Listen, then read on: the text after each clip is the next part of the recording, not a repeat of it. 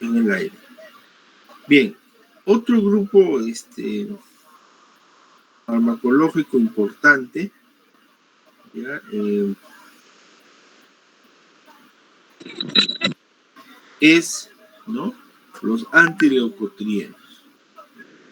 Bueno, los antileucotrienos ganaron fama porque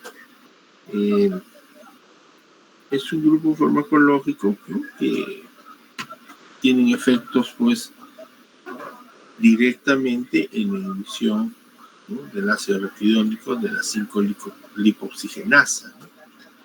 Y aquí tenemos el montelukast, ¿no?, entre los principales, ¿no?, que van a propiciar, pues, un exudado plasmático, la secreción del moco, la broncoposición y el reclutamiento de eosinófilos. Entonces, estos antileucotrienos muy discutidos cuando fueron, pues, introducidos inicialmente en el tratamiento del asma, han demostrado tener una buena performance, ¿no?, desde el punto de vista, ¿no?, que estos inhibidores de leucotrienos son un grupo, pues, de metabolitos del ácido araquidónico, que por la vía de la 5-lipoxigenasa, que son liberados por los mastocitos y otros leucocitos, ¿no?, tenemos los cisteínil-leucotrienos C3, C4, E4, ¿no?, que activan, ¿no?, estos receptores.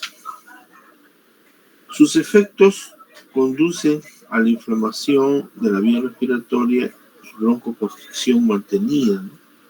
Los efectos de los leucotrienos están mediados en parte por la activación de receptores acoplados a proteína G, que aumentan el calcio intracelular y activan una proteína quinasa. Entonces, el efecto broncodilatador antiinflamatorio producido, ¿no?, en la sintomatología del asma, su ciclo clínico es inmunoterapia asociado a glucocorticoides, ¿no?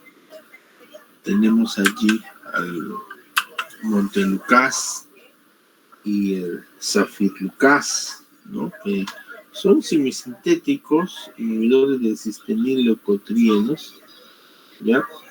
Inhiben en la fase temprana y tardía de la broncoconstricción inducida por la exposición de antígenos.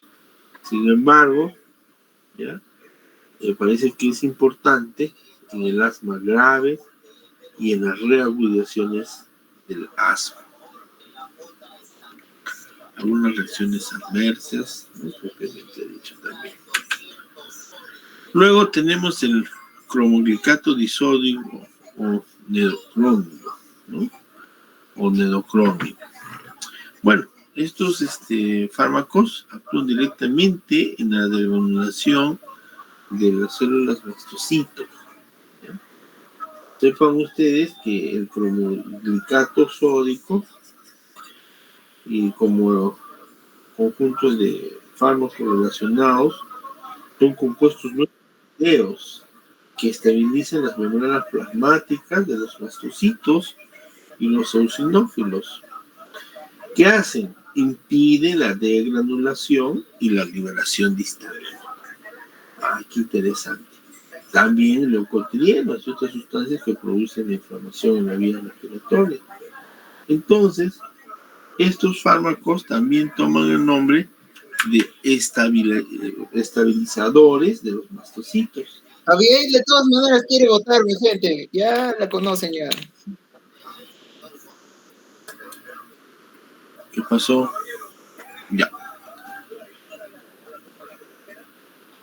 En ese sentido, ¿no?, estos llamados estabilizadores de los mastocitos, se cree que esta inhibición de la liberación de mediadores como el cromoglicato y otros, ¿no?, crean el ingreso del calcio hacia el interior de los mastocitos.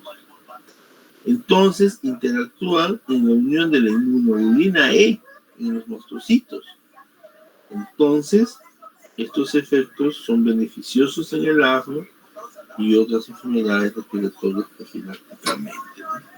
Entonces, quiere decir administración profiláctica, que inhibe la obstrucción aérea en las fases inmediatas, ¿no?, de acción dudosa en la hiperreactividad bronquial. Tiene un papel limitado, ¿no?, en el asma a largo plazo. Sin embargo, su efecto antiinflamatorio es débil, menos eficaz en dosis bajas con los corticoides inhalados. Fíjense ustedes, ¿no?, las características clínicas y terapéuticas de los fenotipos de asma grave en el adulto, ¿no?, según el biomarcadores, ¿no?, y la clínica. El asma alérgica, el asma eosinofílica, neutrofílica, tiene pues un carácter patogénico diferente y por ende un tratamiento también. Entonces, todos estos bloqueadores, ¿no?, tienen que ver directa e indirectamente, ¿no?,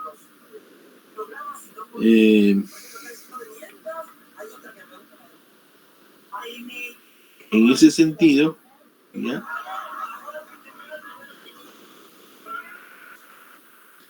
podemos ver estos pacientes.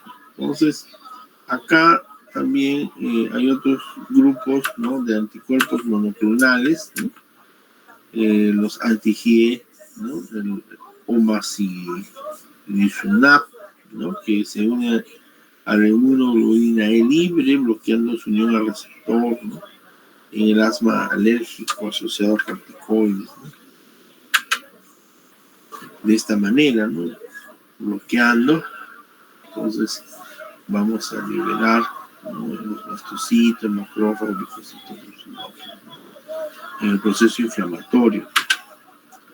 De igual manera, ¿no?, tenemos una gama, ¿no?, de globulina E, el omacillizumab, otros que actúan en los CD4, ¿no?, en la interleuquina 5, 4, interleuquina 13, ¿no? Entonces, cada vez estos anticuerpos monoclonales están ganando, ¿no?,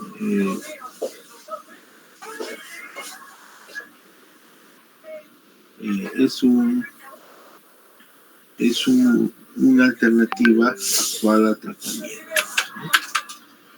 Y esto es llamado, ¿no?, la terapia, parte de la terapia, la parte biológica, ¿no?, utilizando pues estos anticuerpos monoclonales, el omalizumab, el mepolizumab, restulizumab, el benralizumab, el dupilumab, ¿no?, que son pues específicos a estas alternativas. Bien, ahora tenemos la farmacología de la enfermedad pulmonar obstructiva crónica. Bueno, la enfermedad pulmonar obstructiva crónica es irreversible desde el flujo, ¿no?, es como decir un asma crónica intermitente que se dio al tratamiento, ¿no?, donde hay un exceso de tos, de moco, dificultad para dormir, fatiga. Esta enfermedad pulmonar obstructiva crónica es progresiva, caracterizada por una dificultad en la respiración. Miren cómo están los alvéolos enfimatosos, a diferencia de los alvéolos normales. Su etiología es multifactorial. En el EPOC, ¿no?, básicamente es el tabaquismo, la exposición prolongada a irritantes pulmonares. Por ejemplo, hay gente que, los transportistas, ¿no?, por ejemplo, están ligados siempre a los derivados del petróleo, ¿no? El humo de la leña no se salva, ¿no? También ¿no?, que ocupa todos estos problemas respiratorios. Epidemiológicamente es una enfermedad que causa morbilidad y mortalidad en todo el mundo, ¿no? Afectan a las personas en todas las edades, específicamente a los que son fumadores y están expuestos crónicamente a irritantes, ¿no?, pulmonares. Algunos exámenes auxiliares, espirometría, ¿no?, radiografía de tórax, análisis de sangre, ¿no?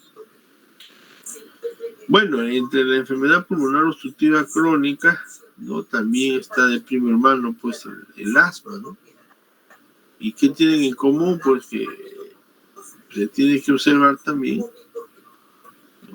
trabajar de acuerdo, como es el lado izquierdo del EPOC, cuando ya los niveles han sobrepasado, ¿no?, en el algoritmo se toma en cuenta los parámetros clínicos y también espirométricos.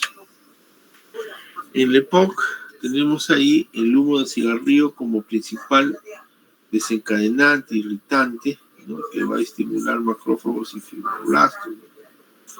Por lo tanto, hiperreactividad de bronquio, destrucción de la pared alveolar, efisema, fibrosis, pequeño calibre.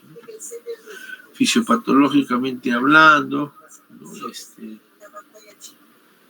siento, ¿no?, y se percibe que el incremento de los macrófagos, ¿no?, por un lado el incremento de neutrófilos, ¿no?, y citoquinas, ¿no? Entonces, el manejo farmacológico está basado en líneas, ¿no?, en una primera, segunda línea, ¿ya? Y está, pues, asociado, ¿no?, y de igual manera también el efecto anticolinérgico, ¿no?, y su asociación de uno o dos fármacos es vital en el tratamiento de la enfermedad pulmonar obstructiva crónica. Luego tenemos los broncodilatadores. Los broncodilatadores son beneficiosos, específicos bloqueadores beta-2, el salbutamol a la cabeza, y los anticolinérgicos como el bromuro de hipertropio, ¿no?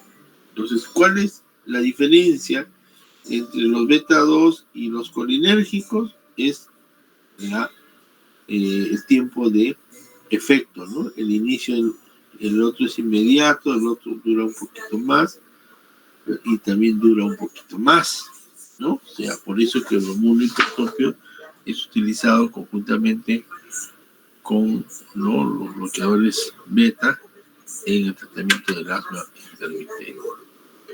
Entonces tenemos una gama de broncodilatadores, salbutamol. En ese sentido, ya también, dependiendo de su mejoría y sus exacerbaciones y todo, ¿ya? ¿Qué más? Los corticoides inhalados, ¿no? La beclometasona, la budesonida, la fluticasona, ¿no? Son fármacos que mejoran los síntomas, ¿no?, y las exacerbaciones en el paciente con EPOC. Se indica la monoterapia. Por otro lado tenemos las metilxantinas. Las metilxantinas, bueno, es un adicional a los bloqueadores inhalados, ¿no?, y también se utiliza en el tratamiento del EPOC. Entonces, para hacer la mnemotecnia, tenemos fármacos para el EPOC, broncodilatadores, agonistas, ¿no?, los alérgicos, teofilina, anticolinérgicos, antiinflamatorios, corticosteroides, inhibidores de la fosfodiesterasa, oncolíticos, antibióticos. Los anticolinérgicos inhalados, ¿no?, tienen, ¿no?, una razón de ser. Acá tenemos el bromuro de hipertropio, el bromuro de triatropio y el bromuro de aclidicium.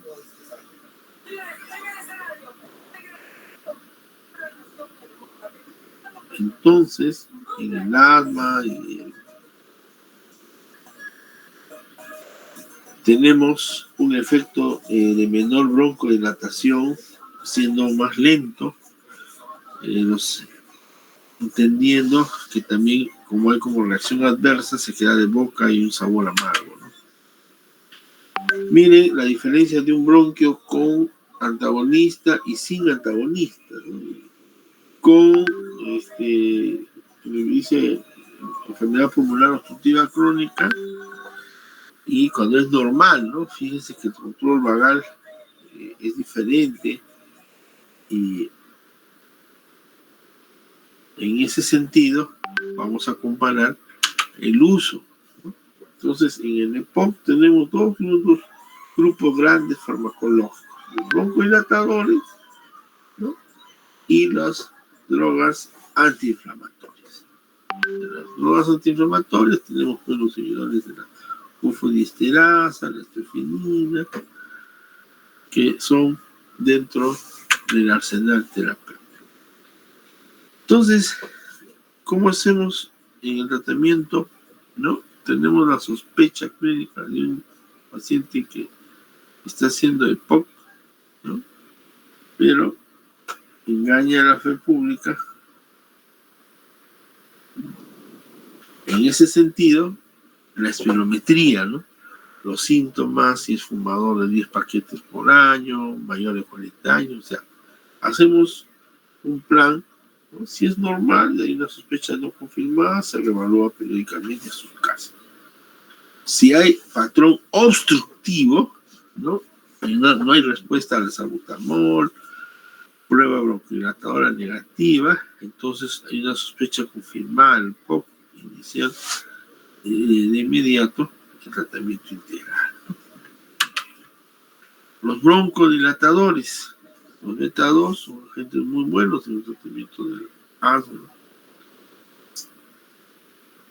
Y también decir que estos broncodilatadores inhalados, incluyendo los beta 2 y agentes colinérgicos, ¿no? O sea, el Ventolin y el bromuro dipatropio, ya alivian los síntomas y disminuyen las exacerbaciones que puedan tener. Entonces, el gol estándar en el tratamiento y la clasificación del inicio, el tratamiento, ya es importante los parámetros espirométricos, ¿no?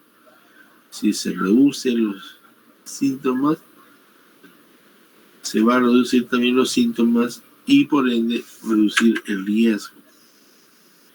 Por un lado. Y entonces iniciamos el tratamiento farmacológico con monoterapia.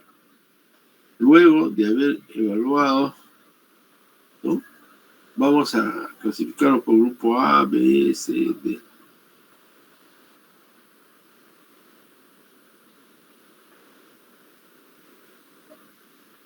También vemos que dependiendo, ¿no?, las categorías del score, la presión torácica, ¿no?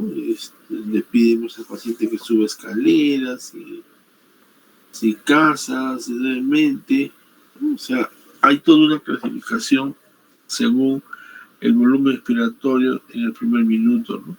Un gol sub 1, sub 2, hasta 4, ¿no?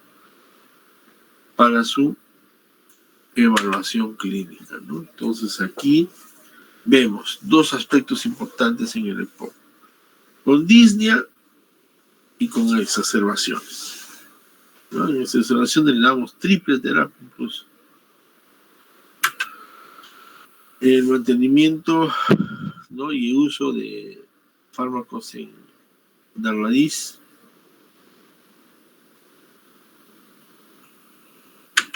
¿no? Algunos dosis de mantenimiento, drogas en el EPOC, ¿no? Entonces, ¿cuál es el objetivo del tratamiento en el EPOC? Minimizar los síntomas y reducir las exacerbaciones, preservando la función pulmonar. Entonces, a diferencia del asma, la reversibilidad es limitada de la obstrucción bronquial. Obvio nula respuesta de corticoides, especialmente los eusinogen. Se le tiene que prohibir el tabaco, la ocupación, la donación.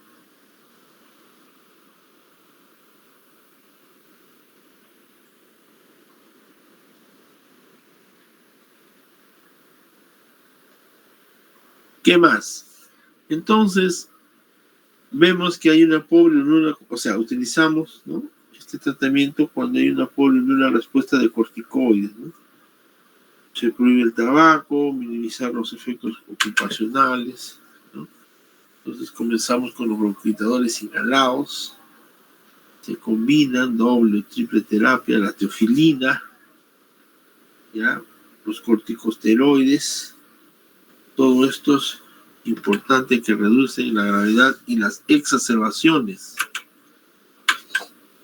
Los antibacterianos, los macrólidos, los mucolíticos y antioxidantes, el oxígeno, ¿no?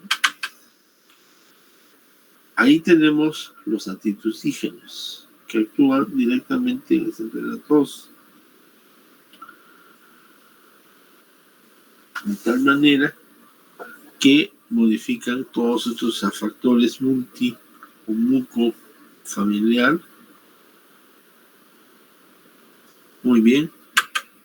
Los antitusígenos son derivados opiáceos, ¿no? La codeína, la forcolina, el dextrometorfano, que también tienen otras propiedades, ¿no?, analgésica, antidiarreica, porque previenen la broncoconstricción y reducción de secreción bronquial. Otros antitusígenos, noscapina,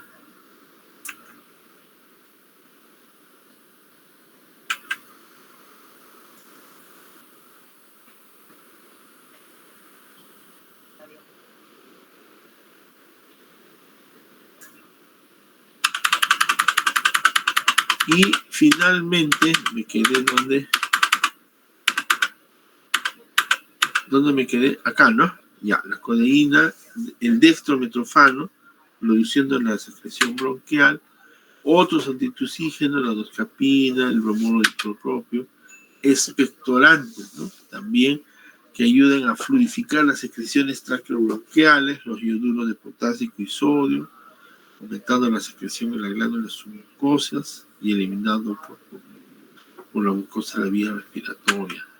Entonces, también tenemos los mucolíticos, a diferencia de otros, ¿no?, modifican las características físico-químicas de la secreción.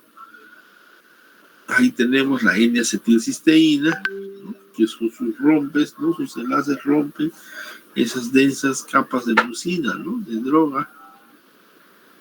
Y yo creo que el tratamiento de reducir los puentes de sulfuro útil en hiperviscosidad del moco, ¿no?, deprime la actividad ciliar, el aerosol, mal olor, mucolicción, y la bromexina y el ambroxol, eficacia dudosa, pero tiene. Los broncodilatadores utilizados en la obstrucción bronquial, ¿no?, son sinónimo de broncoconstricción. Obstrucción normal no es sinónimo de disnea. La reversibilidad de la obstrucción bronquial, miren cómo es imaginariamente un bronquio. Ahí está, bronquitis crónica en rojo, efisema amarilla.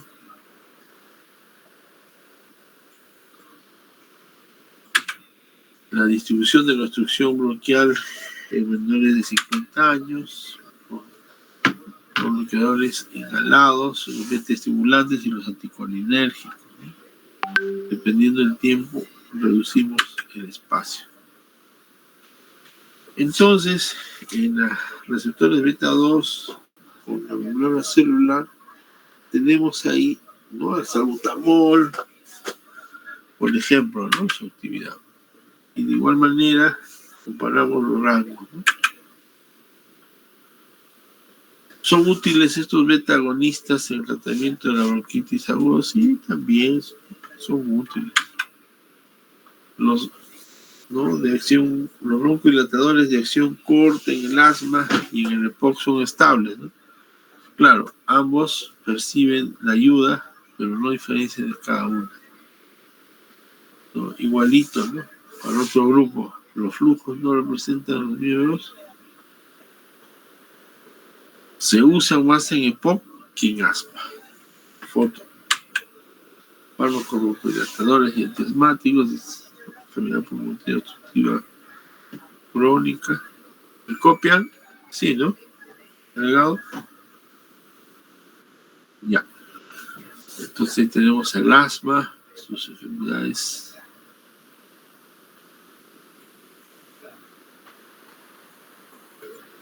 Luego tenemos aquí en el EPOC los factores desencadenantes que dijimos, el humo de tabaco, ¿no? Los fármacos más utilizados, los broncodilatadores y los antiinflamatorios, ¿no? Dentro de los broncodilatadores tenemos los agonistas beta-adrenérgicos, los anticolinérgicos y la teofilina. Dentro de los antiinflamatorios bronquiales estamos los corticoides, los agonistas, ¿no?, del leucotrieno, inhibidores de la liberación también de cromol. Ahí tenemos los agonistas adrenérgicos, su tiempo de vida, los anticolinérgicos. Y también tenemos los antihistamínicos, ¿no?, de primera y segunda generación.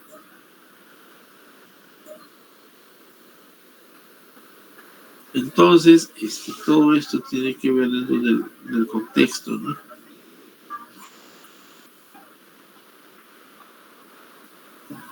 Y finalmente los antihistamínicos, los H1, los H2, que están implicados en la inflamación y la alergia, la secreción gástrica, ¿no? La diferencia es que los antihistamínicos de primera generación van a producir la rota, ¿no? Producen frecuentemente somnolencia, inicio de acción más rápido, ¿no? Algunos. Lo de segunda generación, ¿no? Ahí estaba nuestro querido tema casi no atraviesan a la barrera. También se utiliza, ¿no?, en otros tratamientos, ¿no? Efectos adversos, antitusígenos, siempre taparse la cara. Se utilizan en una tos improductiva, irritativa, ¿no?, para poder sacar adelante en forma eficaz cuando ya estén los pases.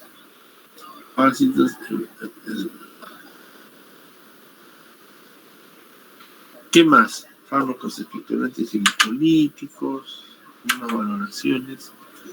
Finalmente, la clasificación de los fármacos, aerosoles.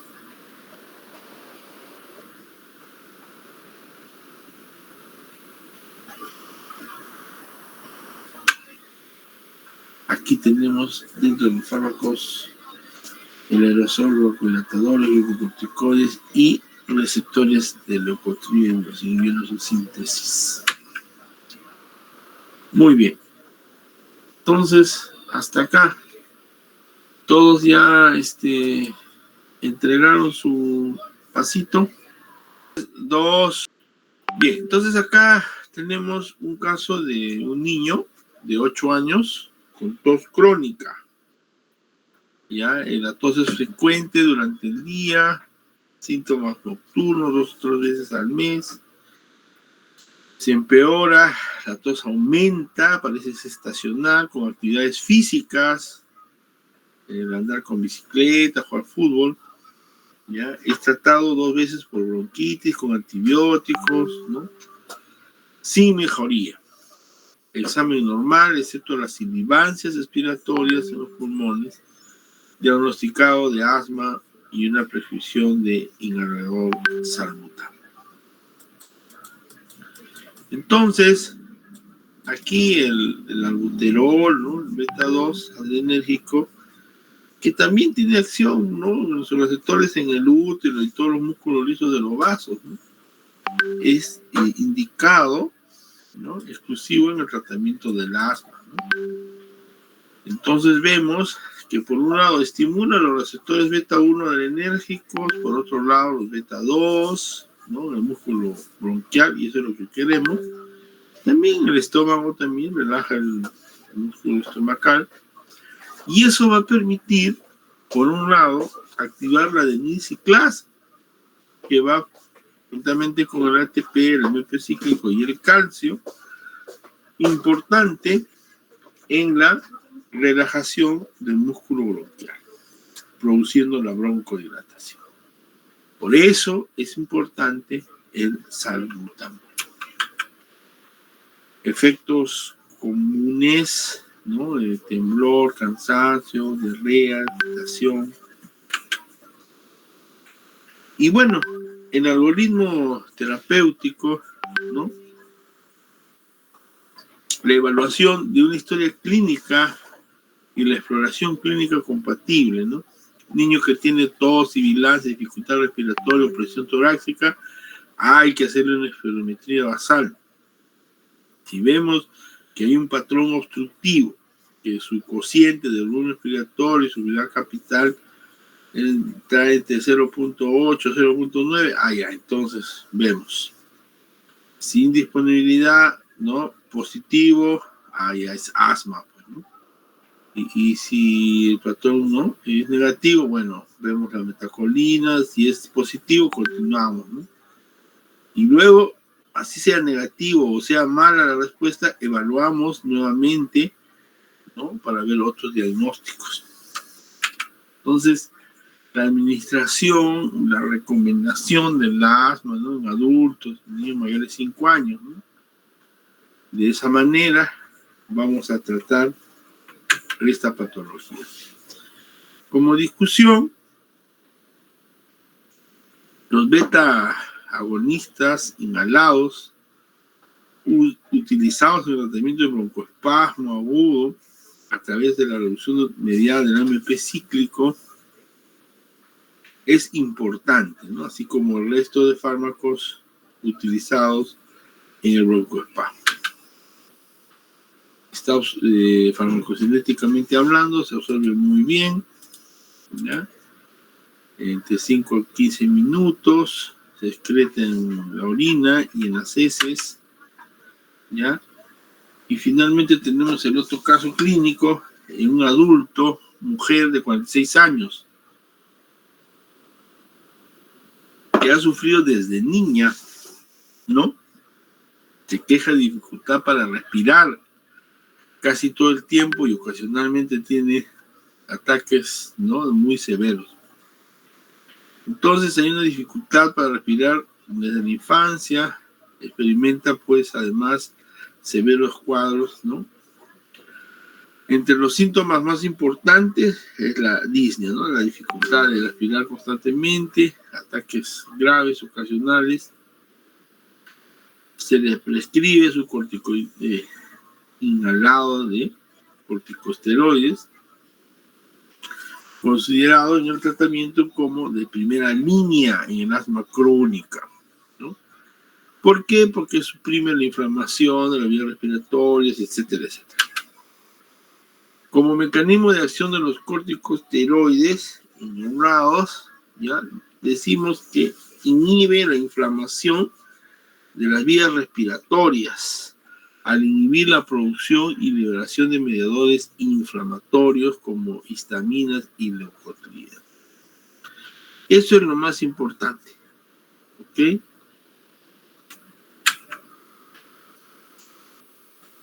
Algunos mecanismos de acción de los corticosteroides inhalados que actúan pues en la absorción pulmonar, en la circulación sistémica, ¿no? Va por el torrente sanguíneo y se deposita en los tejidos.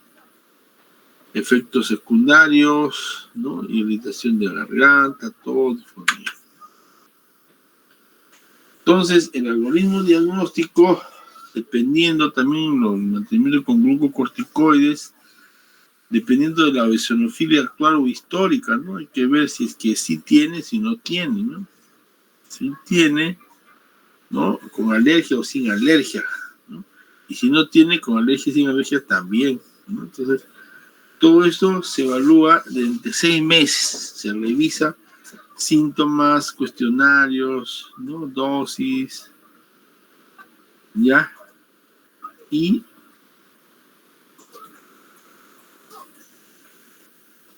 si es que la respuesta adecuada, no hay efectos secundarios, satisface al paciente, bueno, se continúa con tratamiento.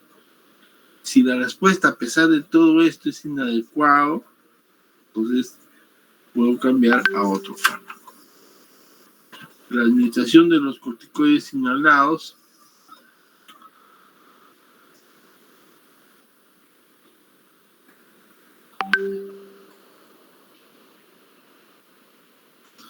y finalmente la administración de los corticosteroides, ¿no? Tenemos ya aquí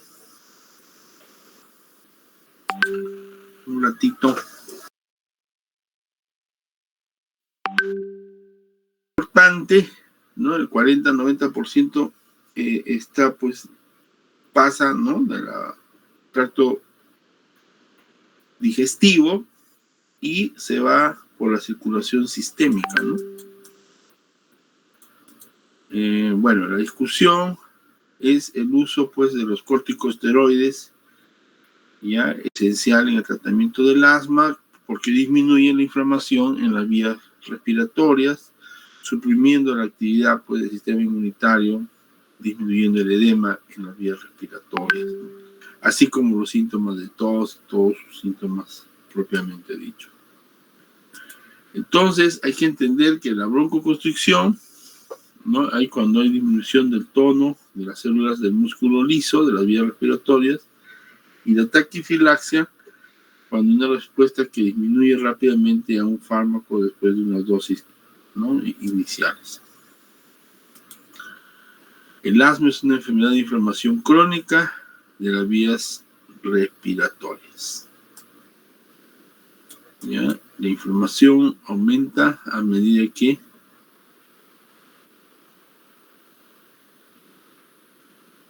aquí tenemos el bronquio normal, el bronquio inflamado. ¿No? Se recomienda el tratamiento de corticoides inhalados, beta 2 prolongada, metilsantinas.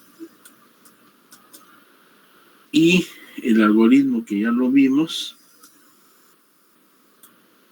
los medicamentos en el control del asma, según el caso clínico, comienzan inhalados, corticosteroides, beta 2, cromolin, leucotrienol, ¿no? Los leucotrienos y los inhibidores de los corticosteroides. ¿Ya? Y finalmente, tenemos un caso de enfermedad pulmonar obstructiva crónica, ¿no? Paciente de 66 años, con infección respiratoria previa, tos productiva, disnea, roncos y silivantes, desde hace 3 meses. Ya presenta una disnea al caminar, unos 500 metros, a pesar de su expectoración blanca, ¿no? Ausencia de otros episodios, no edemas, no atorneas. Se inicia el tratamiento con bromuro de ipratropio. Ustedes saben que el bromuro de ipratropio es un derivado semisintético de la atropina, ¿no? Porque bloquea los receptores muscarínicos colinérgicos, reduciendo la contractilidad de estos músculos. Entonces, el bromuro de ipratropio reduce los efectos parasimpático-líticos, reduciendo la hipersecreción, ¿no? De las glándulas en la nariz propiamente dicho. Interacciona, ¿no? Con otro broncodilatador, como el beta-adrenérgicos y derivado de las entinas. Reacciones adversas, contraindicaciones, muy buena disponibilidad.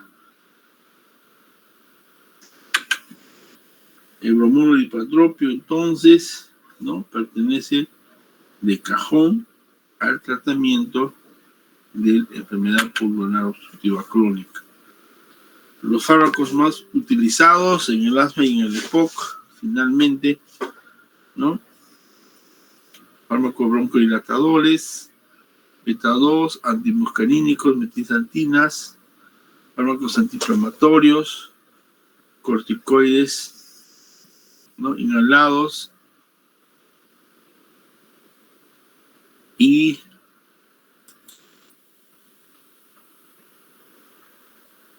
tenemos también los inhibidores de la fosfodiesterasa, leucotrienos y anticuerpos monoclonales. Muy bien, jóvenes, hemos terminado. Muy bien, corta la grabación, delegado.